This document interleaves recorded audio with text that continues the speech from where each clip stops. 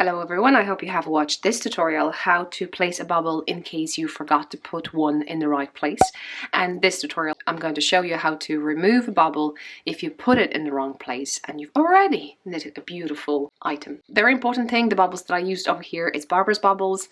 They are on my channel. You can check that tutorial later on, so on the screen.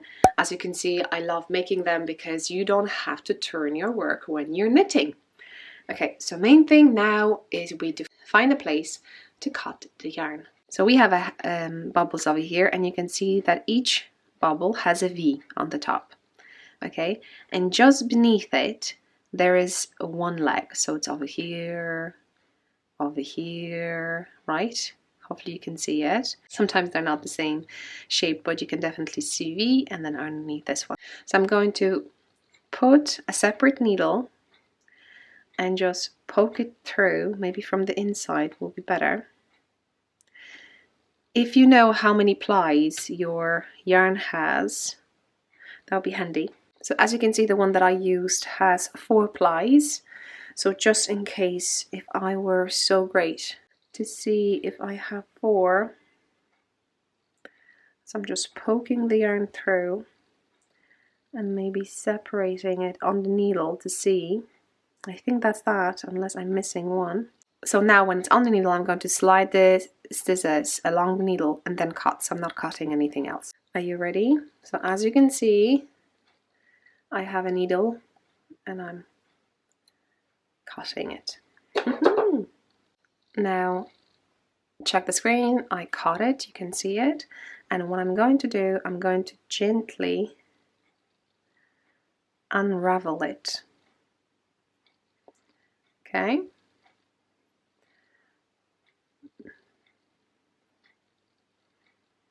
So you're just slightly pushing all the legs in the bobble.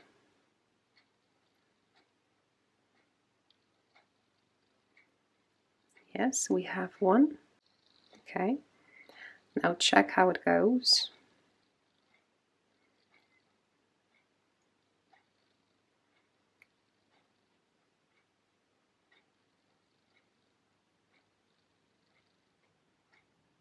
Lovely, so we have one.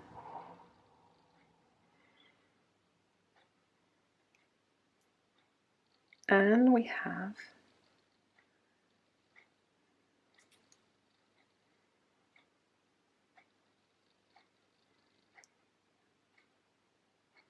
another one.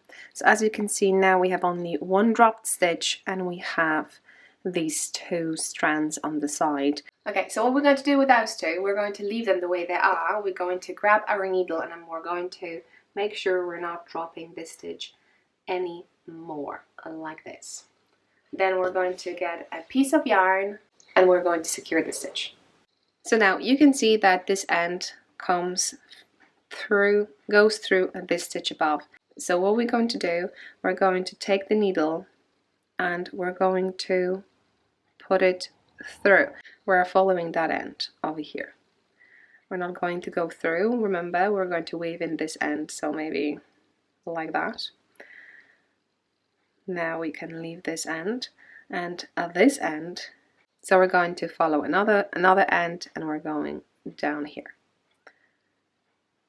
Lovely. So I put the ends inside to make it easier. I followed the one end and I followed another end, and that's that, and we're going to stop over here. So basically what we're going to do now, the way you could see, hopefully you can see it, the way this stitch is placed. So now I have it, hopefully you can see it. So now I have it the way the stitches normally should be on the needle if you were learn how to knit in UK or US. In Russia and maybe sometimes in Poland, and they would teach you completely different. There's in a different position. We're going to go over this stitch, but so what we're going to do, this is the stitch. So if you look at this stitch over here, you can see that the stitch above is coming out from the behind up, and this is what we're going to recreate. So we're going to put the tapestry needle, if the stitch will be placed like that, right? So I have to go from the behind, put the tapestry as if to purl, right? And now what you can see that the stitch goes behind the V's So over here is my V. I'm going behind that V, right?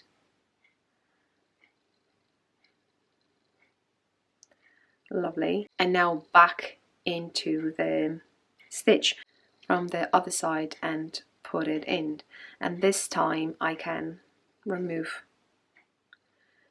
the needle and then pull it through gently because you have still that end.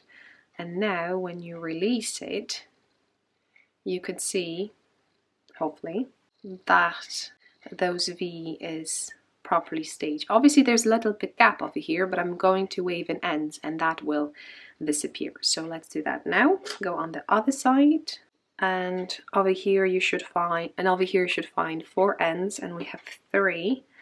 Therefore we still have one on the right side. So let's take this one and just maybe follow other side. Okay, so put it in and we're through. But as you can see, they're equal length.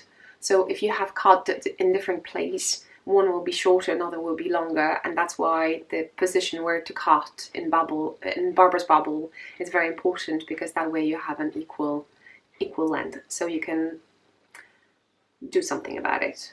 So I'm just going to follow the stitches like in the horseshoe. I have a bit of a slippery yarn.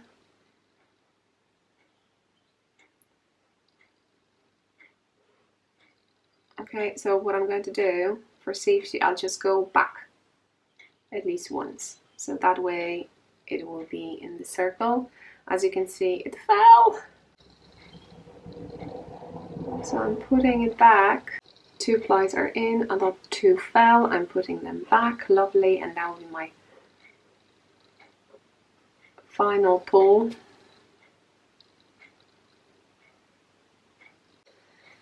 The same way I went like that in zigzag, but then I came back and I'm going to cut.